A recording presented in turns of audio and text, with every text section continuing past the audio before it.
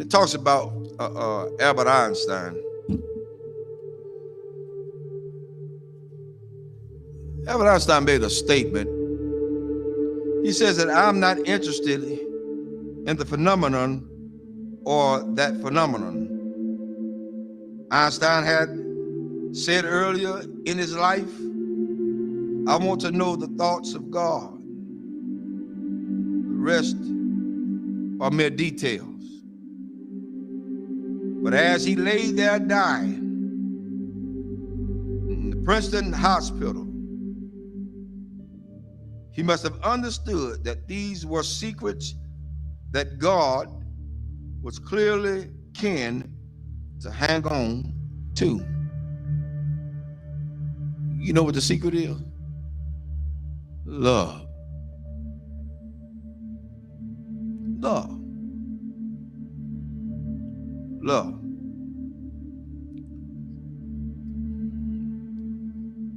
I'm going to share something tonight with everybody, and hopefully it'll hit close to home. To understand the mind of God is to understand the power of love. God is love. 1 John 4:8 says that God is love. Without love, there would be no forgiveness. Without love, there would be no structure. Without love, there would be no mercy. Without love, there would be no kindness. Without love, everything else would go completely out the window. I learned this week. Took some people to let me know that I was still hurting. And I'm gonna let everybody know tonight. This is my reality. Not to slight anybody. A lot of things that I know I hadn't always done right, hadn't been right. But I had an incident this week to wake me up real good.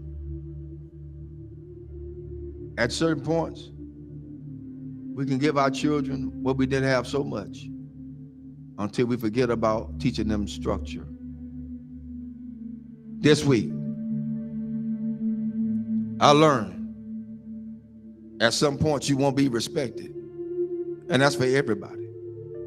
You're not going to be respected because they feel the way they feel. They're emotionalized. They're emotional creatures. Therefore, they don't know. But I did the one thing I thought that I would never do. Turn and walk. That's where I was.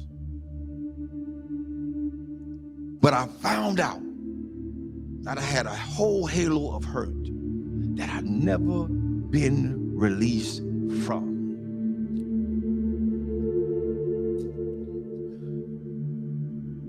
My respect factor has never really been known because I never got it. Never got it. People say they respect you. Say they love you. Where is it? One of the things we got to realize is what we train our children to do, they're going to do it to the fullest extent. If you let them be into your business as adults,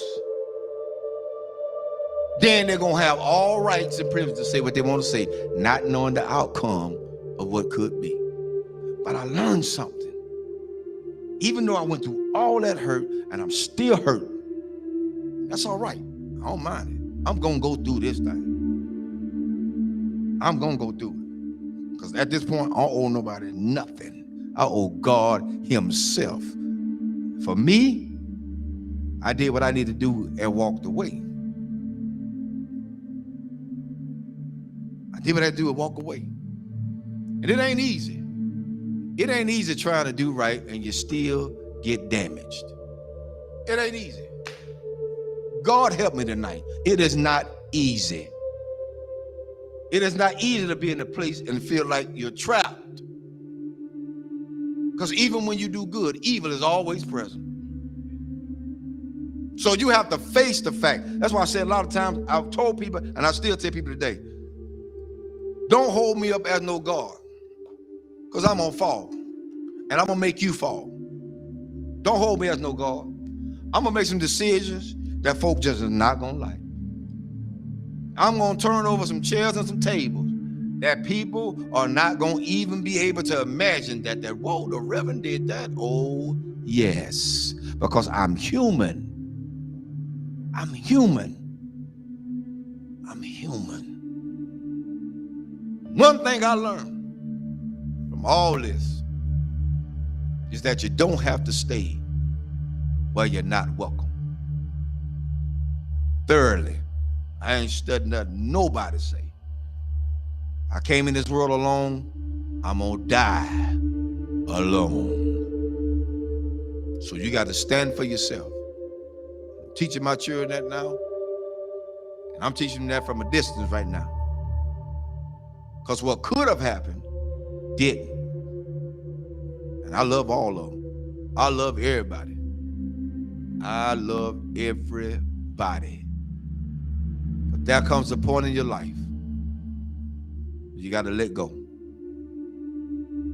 You got to let go. How long do you have to put up with a lot of stuff? You did your part. You did what you can do. Now it's time to let them go. A lot of parents out there suffering now, and I'm telling all parents out there now, you done did all you could with your child. They're in their adulthood. They think they know it all. They done seen the world.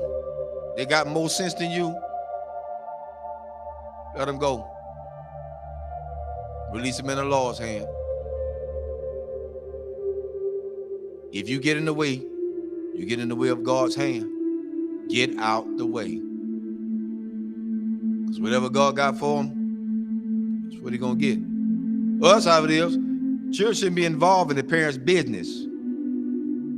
Amen. I'll say it again. Children should not be involved in their parents' business. Whatever go on between those two, that's their problem. Not the children. But the children are affected by it. But guess what? It's up to those parents to sit the children down and talk to them together, not apart. Together. Together. You want to stop a whole lot of confusion? Talk about it together. You don't want to break down the communication? Talk about it together.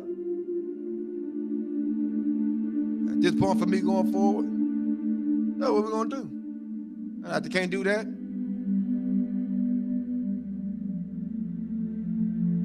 I ain't playing with them. There's a lot you can do. And God help me. I'm strong as an ox. But the Lord is a protector and a shield from everything. And Lord help me, I got the scars to prove it. Cried many a days. But I ain't got to cry no more. My mind's made up.